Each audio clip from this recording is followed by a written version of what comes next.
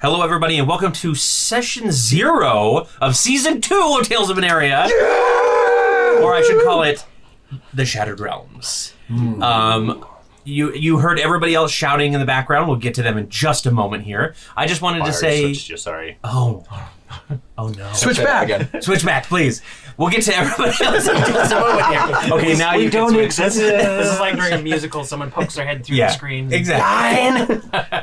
Already off to the perfect start. That's what I like to hear. What we're doing in this episode, this isn't the proper introduction to to the season. That comes next week with Session 1. But we are going to do a quick, not a recap, but a quick powwow just to see where everybody's at, kind of go over a few changes, kind of go over a little bit of what happened with this time gap, because there has been a time gap here, and just kind of talk, basically catch up on a Session 0. So, how's everybody doing tonight? Good. So good. So good. Okay. Ow, my skin. My blood hurts. So we're going to do, it's just a quick tonight. Everybody kind of knows where they're at as far as the characters go. Well, except for the new characters, which again we'll get to. But I want to start tonight talking about homebrews. Yep, just going to call them that now. Summer homebrew. So most of the homebrew is staying the same. Everything, the epic dice, I like them. The potion drinking is fine. The custom lineage, half and half, whatever. My new character is not a custom half elf, which is you crazy. Can believe it. But yeah, that's all staying the same. New season, new Colby. That's right. The only rule that is going to change is the critical hit rule. Yeah. So I figured. So I am giving you a choice because it's not as bad as you think. We can continue to use the super crit rule, but the monsters will get it again. Or you can choose to back off. My theory behind this is you guys have enough resurrection abilities at this point. I mean, you're level 12. At least one of you has to have access to something, or you have enough gold to do a raise to head spell. So getting a crit from a monster isn't going to be nearly as deadly as it was back when you were level 5 fighting butterflies. But Embrace the chaos. can we card? We'll card that. Yeah, we'll card that exact moment. Sure. That's all. So it's entirely up to you. I want to know everybody's thoughts. If you like to continue using super crits, or if you want to go back to just like a normal crit rule, maybe. And if we do go back to a normal crit rule, I can toy with the idea of crits plus an additional effect, as in like you get to do something else kind of cool with it. Maybe you lop an arm off and it takes their attack bonus down, or you get to like dance away or bounce off of them and move 10 feet in whatever direction you want, that kind of thing. So we can go that direction if you'd like, or we can just go back to just normal crit rules, which are okay. Who wants to go first? I think More risk reward. we should. This is probably an unpopular opinion. Go with normal crit rules, but I like the idea of maybe some sort of effect. Because I feel like we were getting a little power creep, with our crits. A little bit. Like it was like one-shotting the big bad kind of stuff. We could also go with the 1 D&D crit rules. No, I wouldn't do that. That means you never get to crit. Yeah. Hey, they're playtesting. You got to confirm your crits with other crits. Yeah, I agree. I think, I mean, and especially, and frankly, we might not see it as much now that I'm not playing Ceradon, because I sort of built her knowing what the crit rules Yeah, were going to be. Having introduced me to the rule and been like, hey, this is really cool. We should try this out.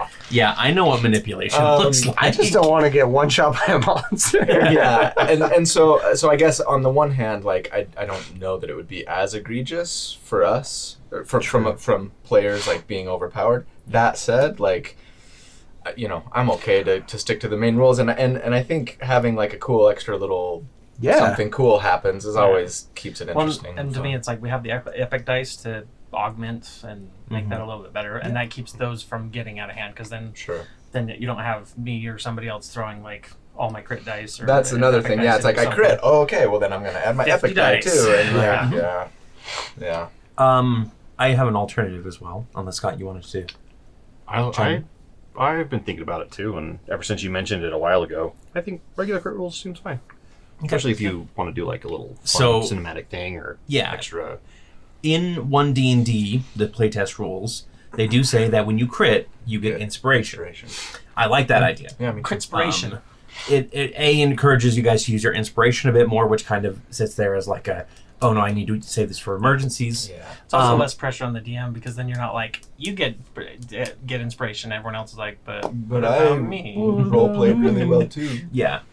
And what I think I might do then is, if you have inspiration already and you crit, you can give the inspiration to somebody who doesn't.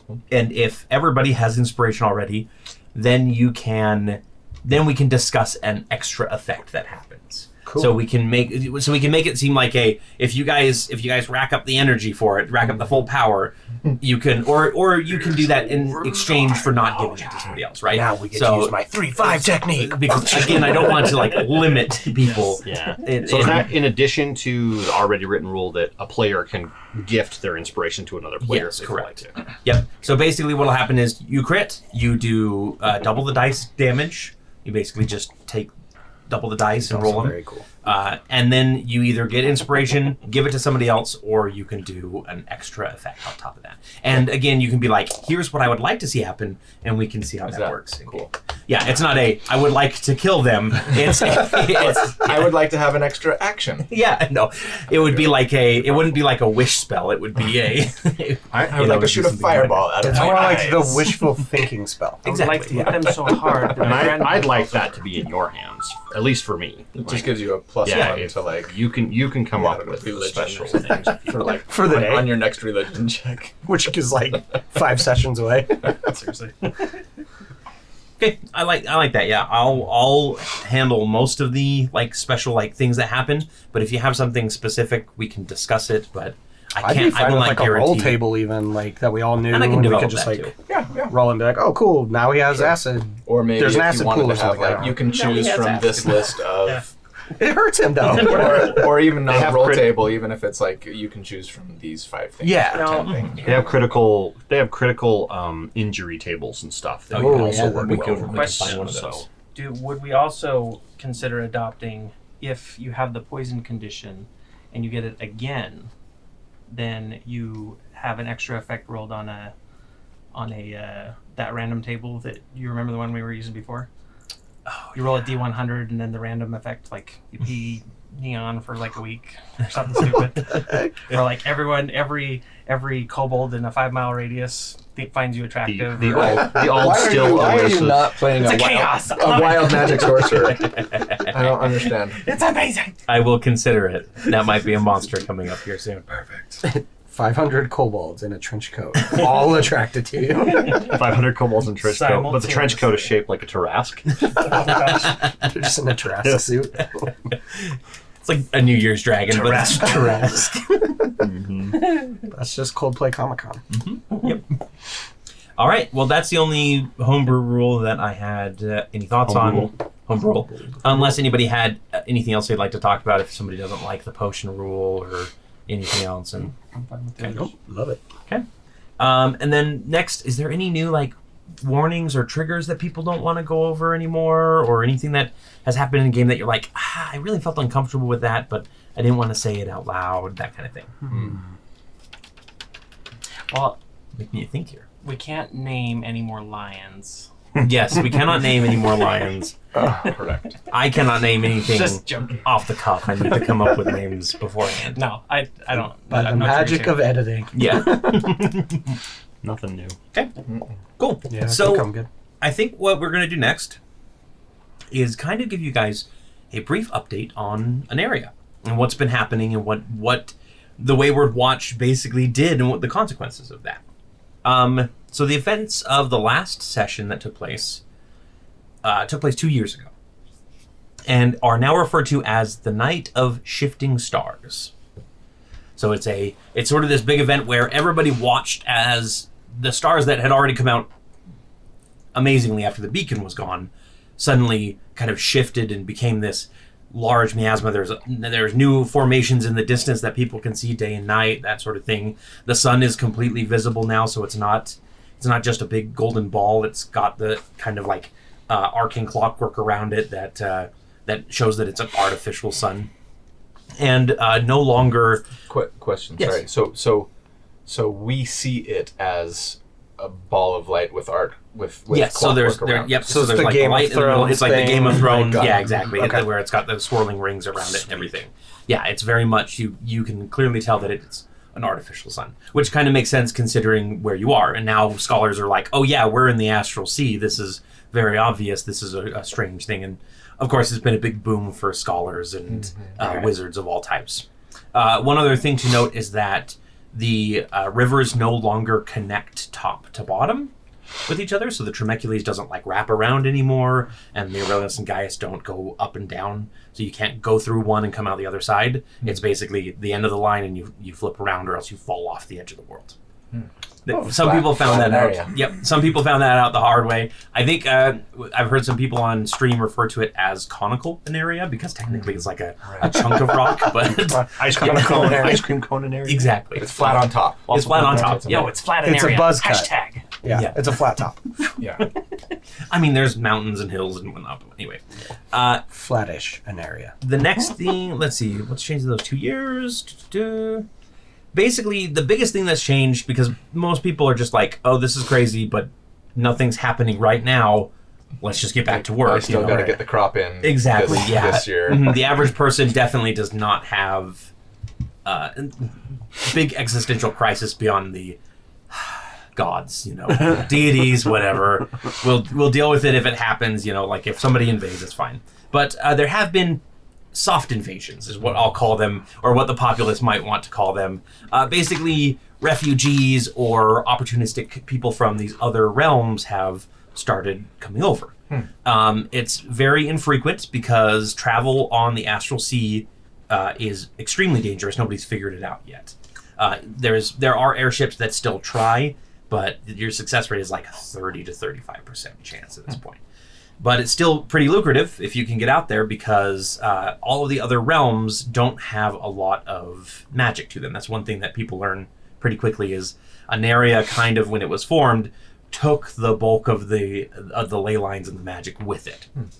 So you have all these other realms that have had to adapt, but now they've got a new source of mana that is coming out. And Manaport, for example, has pulled back, and the Wellspring Item Company specifically, they've pulled back on creating magic items, and they are making mana crystals and shipping them out to these different realms for an immense profit. So they're becoming more profitable. But there is a decrease in the amount of magic in Aneria as a result. So magic items are becoming a little bit rarer. Not too noticeably yet, but you kind of go into a place where you would find a normal, like, very rare item. Do they do like we're out of stock. 2-day astral shipping? And Yeah, exactly. If you can make it, like Lost in Transit is still a They huge just load problem. it into the big catapult and aim it. Hope it gets there. We got these off the back of an airship. Yeah, Occasionally, Scratch a giant and dragon in the sky scoops it up and disappears. exactly. So speaking of the Shattered Realms, there's a bunch of them out there. Some of them are no bigger than like a couple acres of land that have like one or two wizards living on them and things like that. Like most of those haven't been explored yet, but there are a few other major land masses that have been identified and named either by the people studying them or by people coming over and saying, hey, I am from this realm. And those are Arkonis, which is a realm of high peaks and steps, large creatures, especially dragons. They basically all of the dragons in an area banded together and created Arkonis as their own little Kind of realm. like the Kragath Mountains, but Exactly. all one area. Yep, it is all just one area, and it's all pretty much that same thing. And the dragons have been kind of warring with one another, metallic versus chromatic. That piece didn't last. The age-old dragon battle. Yep. And I will also tell you a little bit about each of the individual magics that they use, how they've adapted. Arkonis uses draconic runes a lot. So basically their major cities have places where you can charge up rune work on your weapons or on your armor, and then you can use that magic for like a one-time effect. So a lot of their magic is just kind of these runes that get empowered and then used up while they're on the road, and then they have to go back to a city. So it kind of makes everything a little bit more centralized to a few larger cities than than a lot of like small villages and such. That was called Arkonis? Yep. Arkonis.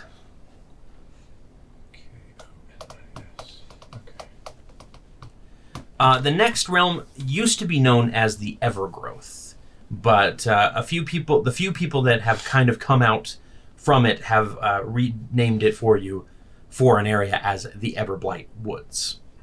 It is the collected lands of just a bunch of like different forests and jungles that have been kind of consumed together or subsumed together. Subsumed, yeah. And formed into this large jungle that kind of stretches for miles around and radiates around a single tree, which is called the Dithori Vol, which is kind of it's kind of like a large world tree style that kind of sits in the middle. It's called the Everblight Woods because there is a darkness that's spreading through it, and the large world tree is actually dead. There, you see the dead branches. You see it's kind of blackened and dripping sap all the time. If you manage to get over there, mostly you've got your elves and fey creatures that live there. Tabaxi are another race that kind of frequent there. Oh, I guess we never talked about races on Arkonis. Dragons, dragonborn, kobolds, humans, and orcs are kind of your majors. You right? You take them all? Yeah. Okay. Yeah.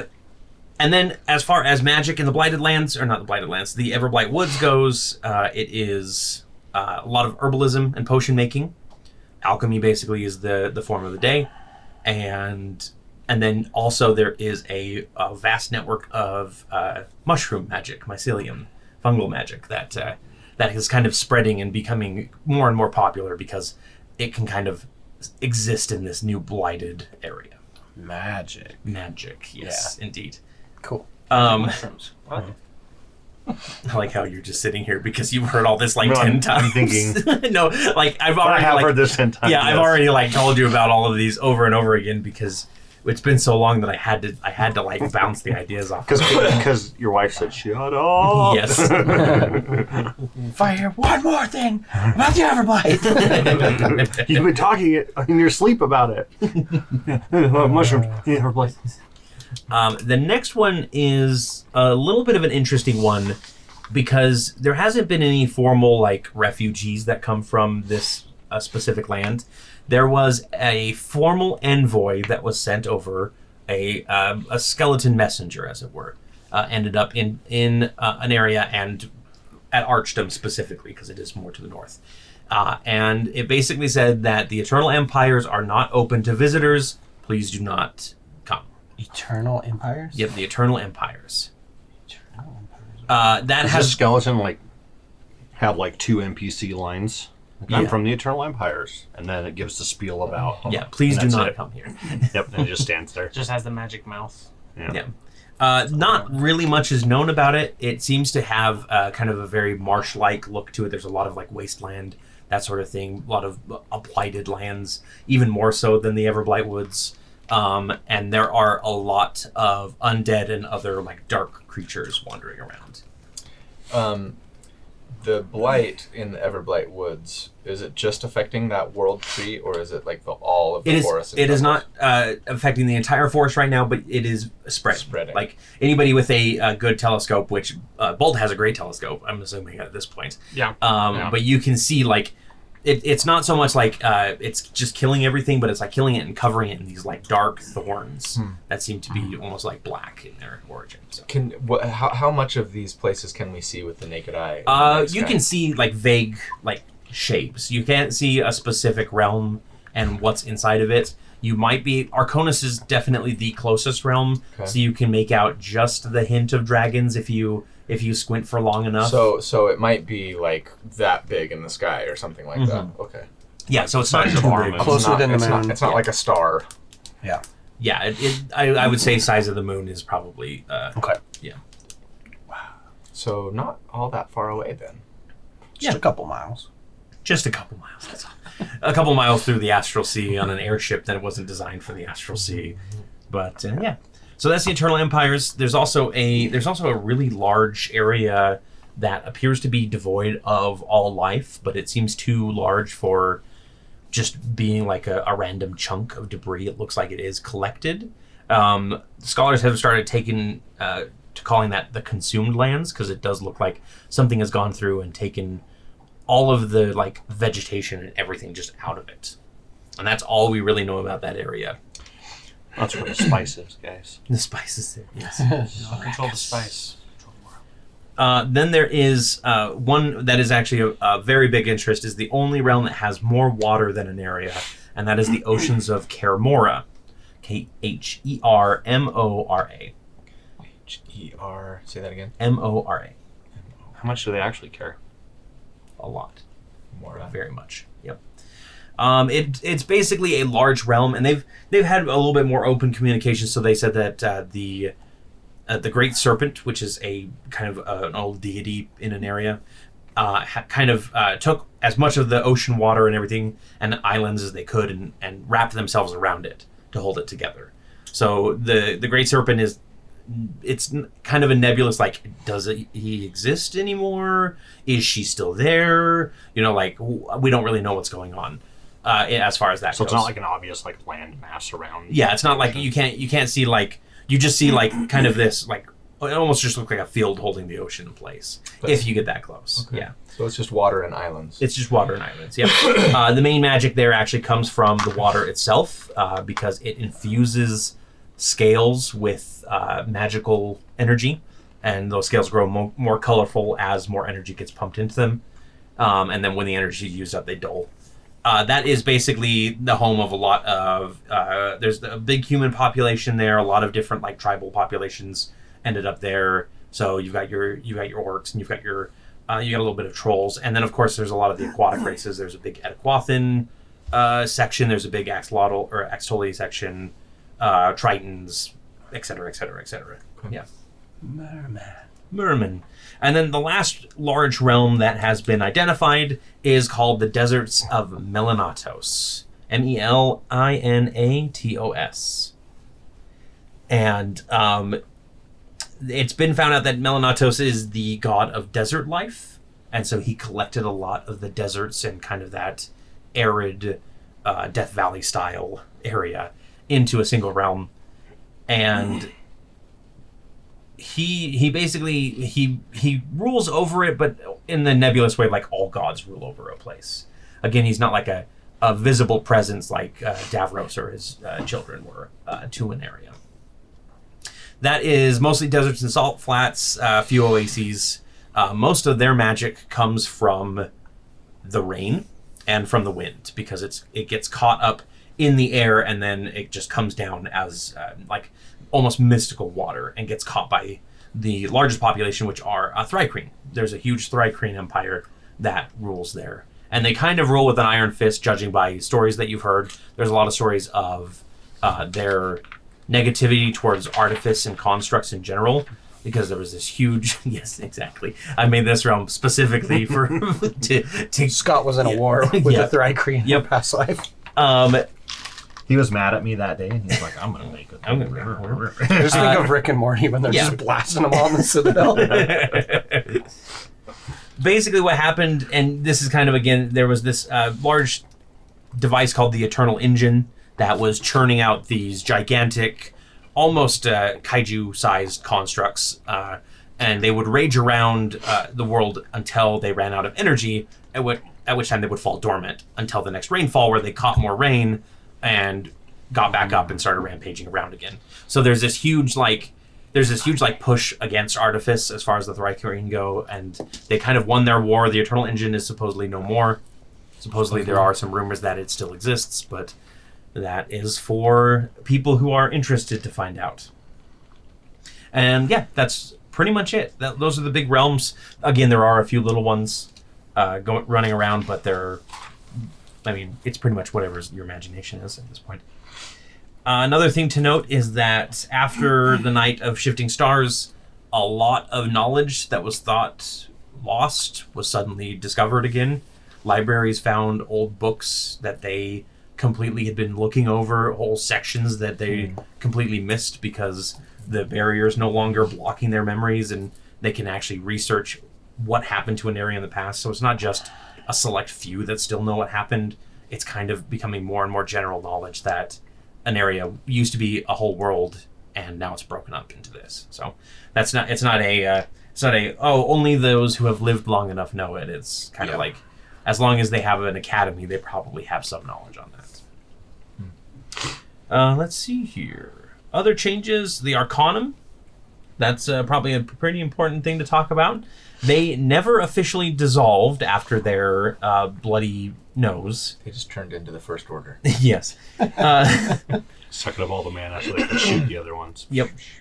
Now each town has their own Arcanum organization, that its own like chapter almost, or own department sort of thing. Gang. Yeah, they loosely communicate with one another and coordinate if needed between towns, but mostly they're just like in contract with the individual city or kingdom at this point. So it's more like it devolved into like a city-state type, or exactly, or a victory for states' rights, perhaps. Yeah. Exactly. A little more like local rule, a little less centralized federalized government. Yeah, they no longer handle like really large, like big sweeping laws. They just kind of are like, okay, well, we will protect Salsport, and because the Arcanum is still known for its ability to shut down magical creatures, shut down any sort of like evil wizards, that sort of thing, because that's what they specialized in, at least to begin with. There has not been any formal response against the Wayward Watch for what they did. There's no reason for this that you guys know of. It's just that's never happened. So. And what are their knowledge of our involvement with the...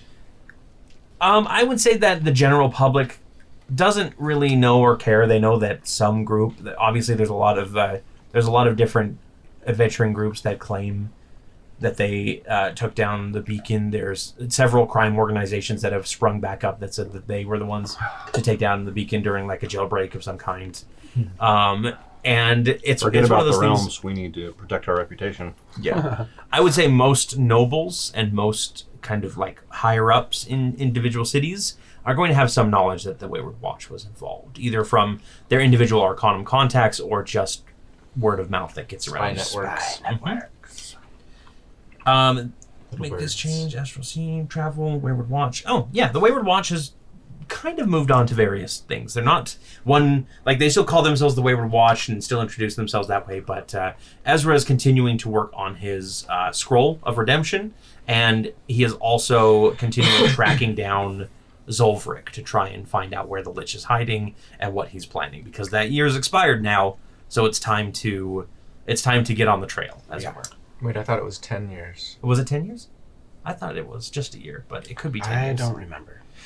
Either way, I think he would be. Either way, he's on his trail, trying to keep him in check. Yeah, you're trying to watch. Like, even if you can't kill him, you can still disrupt his plans. Yeah. Everything like that. Exactly. And then, as far as Eve and Ceradon go, they've kind of ridden off on Darian's back into the sunset, settling into kind of a life together and traveling around Aneria, while Eve works as the voice of the wilds. As far as I'm aware, that's kind of Ceradon's just kind of willing to go along with that. Ceradon's kind of freed from the effects of the Choir of the Crags. It's been so long. Yes, it has.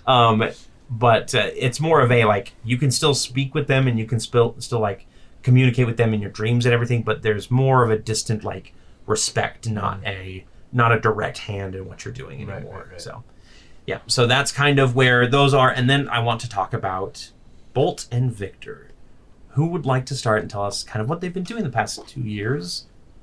Sure, I'll go. So, shortly after, I guess how long did it take probably for Eve and Ceradon to leave? Probably not too long after. Yeah, maybe a couple of months. Okay. So Bolt's been spending time... Enough time for the room to be finished, and then they're like, we're just going to leave. Yeah, so Bolt's been taking care of the tower, making sure that it's funded and taken care of, and then they spent a lot of their time trying to contact Quinn, their maker. So I spent a good time doing that. That was the guy with like the lightning arm or whatever, right? And that has not borne any fruit, has it? Yeah. Hence the big telescope, trying to searching every individual section of the sky. You've got it mapped into quadrants. Oh yeah, like systematically, the top of the tower where like there's like the work area, and then there's like that room with all the antiquities and stuff. There's like maps and star field stuff like all over, even on like up on the ceiling. So it almost looks like when you're in there, you can see the stars even during the day. Done that. Did go kind of travel the world looking for things that would help with that. And that's where I guess so we're level 12. I picked, my feat was the Aberrant Dragon Mark. Part of that was, if you remember, Bolt was holding the containment together on the Greatest Treasure, and their arm got all melted. And so it's like, it's not solid metal, it's got big patches missing. Think about like the tattoos where they do it with the skin missing and you can see like the stuff underneath. It's kind of like that, but the metal part. And you can see all like little like pistons and gears and things like that inside. Biomechanical tattoos. Yeah. But it's just mechanical. Just mechanical. Well, I mean, I There's guess a level of bio. Technically, there is a little bit of bio stuff because Warforged do have a soul, so and there usually is some kind of like enchanted wood as part of it. Yeah. So that's where. So I get a cantrip and a first level spell, and the cantrip is message. So Good one. I felt like that fit in with the whole going around the world and trying to contact, you know, trying to find ways to amplify, message out into the astral sea. And I would say that Bolt has sent some out with some magical application. A lot of times it doesn't last very long. Like you get one big surge and hopefully Quinn, wherever they are, heard it. I will say that you have tried sending spells periodically as well, and none of those have been successful either, unfortunately. Okay. I usually have to hire out for those. Yeah. And then the first level spell I chose was Fog Cloud. Oh, cool. And so I kind of flavor it as the Dragon Mark is constantly hot. Smoking. And so when I can like release that as like steam to make Fog Cloud out of it. So, A dragon fart. Yeah, I like it. yep, exactly. No butthole though. Still no buttons. No, what about frowns? You installed armpits though? Yes. Probably stopped and saw Janjin in Terabon. Did go to Manaport a little bit after swearing that they would never go back there. Yeah. After waking up underneath it and then being like, well, shit, if they, threw me off, why would I want to go back? And then, just looking for possible new members for the Wayward Watch. Trying to figure out how to keep Bolt's family large. So, Okay. Cool. Now, your Aberrant Dragon Mark comes with a flaw. Did you pick a flaw for it yet? yeah. So I was gonna either go with one of the flaws is that it's permanently disfigured, that arm, which makes sense. But I feel like I want to go with that and it causes me pain all the time. Not necessarily a lot of pain, but there's always some kind of pain. Doubling down on it. I like it. Yeah. Very cool. All right, Victor. What does Victor? So every time I shake hands and they shake, I scream. Ah! I'm just kidding, guys. Scare It's like, people. what's the one with Adam Sandler and he like stabs him in the foot? I don't know. To change Happy your songs. Gilmore. Happy Gilmore. Oh, yeah. Wasn't it? No, When he raises his Mr. foot. Deeds. Mr. Deeds, Yeah, yes. that's the one. I'd like to change your songs. So, Victor, he's been busy. He went back. Awesome. My mug farts. I love it. No, that's just Still a do friend. it. That's like Cthulhu Oh, calls. like a witch's brew kind Cthulhu of thing. going back down into the deep. Diet Witch's Brew. Yeah. So he's been kind of going around. He obviously went back, was talking to his family. He tried to smooth things over a little bit with Taka before, but he was unable to find him. Taka kind of slinked out, disappeared into the Couldn't handle the embarrassment. basically. So he he stuck around for a while. Tried to help, just make sure that everything was good. His mom took the mantle of the Apex. So just him trying to make sure that sort himself out and make sure that he feels like he did right by his people and kind of build some bonds there. One of which he does court with Lyra for a while, in which there's this very lengthy, back and forth kind of cat and mouse type courtship that happens with 8 Rings, and plenty of purring. And so there's points where Lyra, Lyra comes to help with some of the stuff that Wayward Watch needs help with, and in turn he helps her with some of her contracts.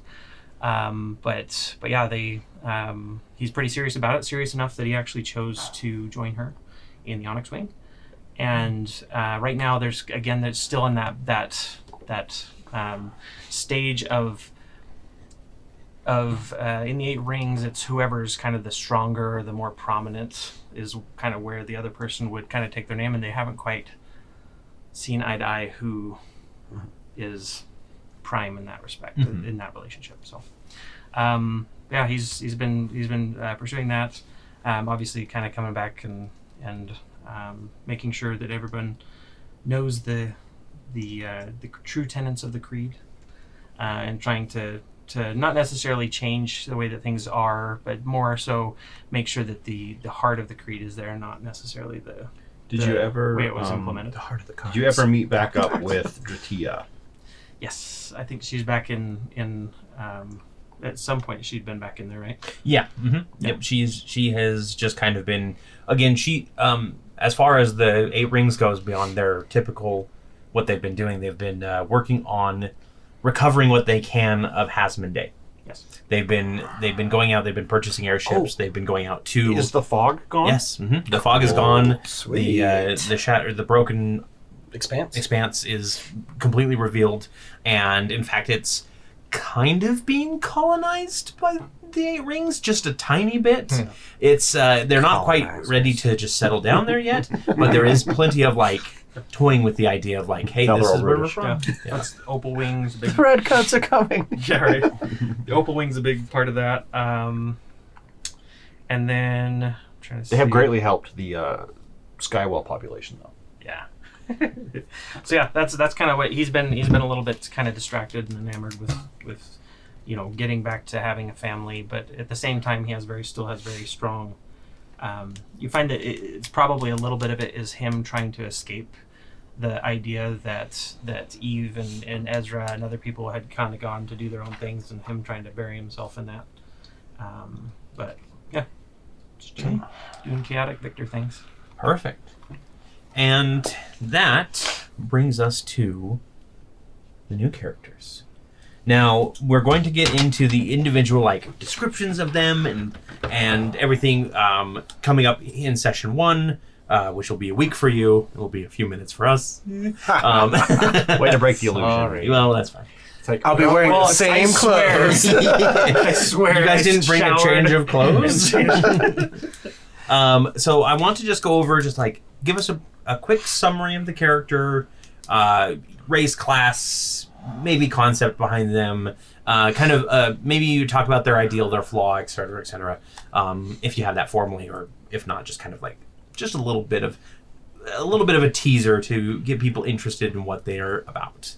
So, who would like to go first in that regard? I'll go. Okay. So my character is named Alomah Stargazer.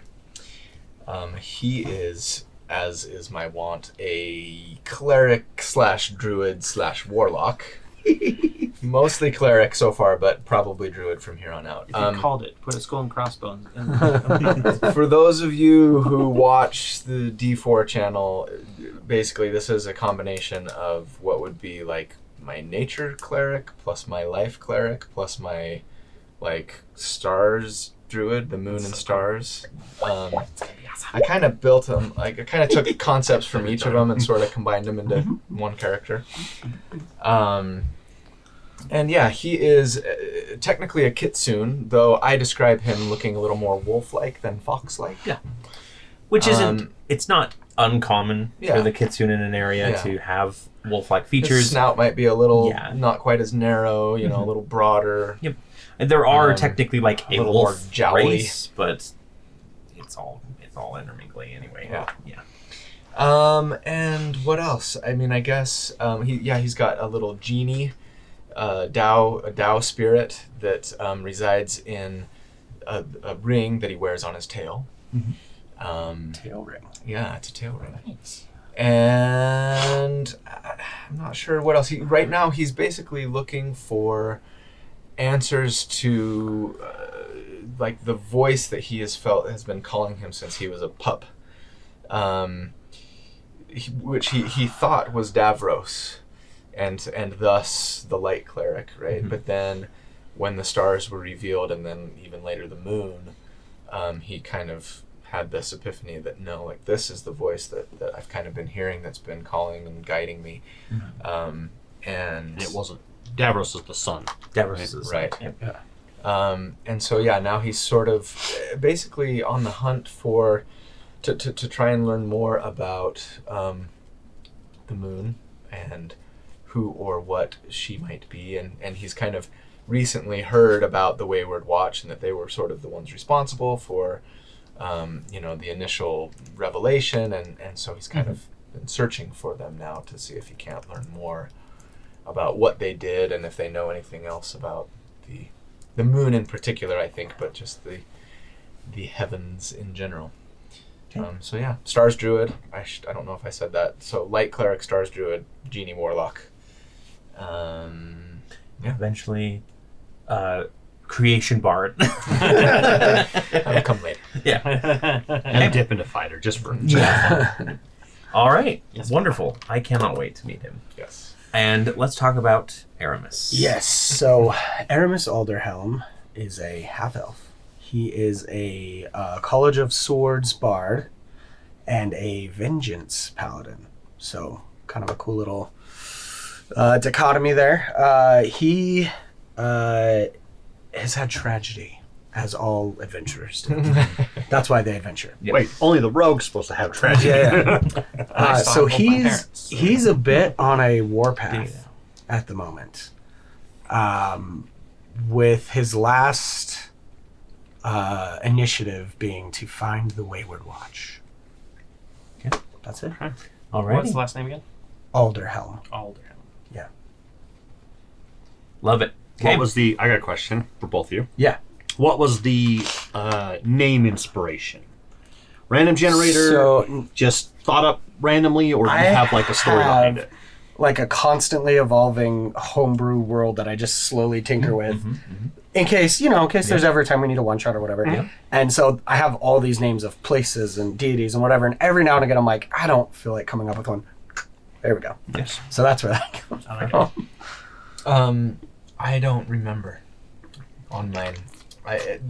Often if they're like Elven or half Elven, I'll go to Tolkien's like Elven dictionary online and find like a Translate word that represents my character and then translate it and kind of build a name off that. But since Alomah was not Elvish or Elven, I don't remember where it came from.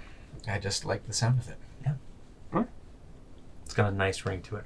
Thanks. No, the ring's on the tail. Yeah, oh, right. It's kind of a nice ring. It's kind of nice. One more thing to note for the audience at home is that both of you are starting at level 12. Yes. I'm not worrying about making you guys a little bit weaker than the rest of the watch. You've had your own experiences up to this point, your own training, that sort of thing. And I'm not going to be that weird DM that is like has a level 8 party member, level 5 party member, and then level 20. They fought a group of giants and won, Yeah. so they got the XP. So please forgive us as we struggle in the first couple of episodes going, Like, wait, how do I do this character? What are my Yeah. spells again? I think that's going to be the case for The characters are and experienced. Lots of players. We should all be experienced at this point, but Okay. Well, that's going to do it. Unless you guys have anything else you want to bring up in session 0. I know we're all chomping at the bit here. Let's go. Let's go. Okay. So thank you so much for joining us. Next week is the premiere of Season 2, Aneria, the Shattered Realms, and I cannot wait for you to see it. It is going to be fun. Until then, goodbye. Roll the new See bumper. you guys. Ooh.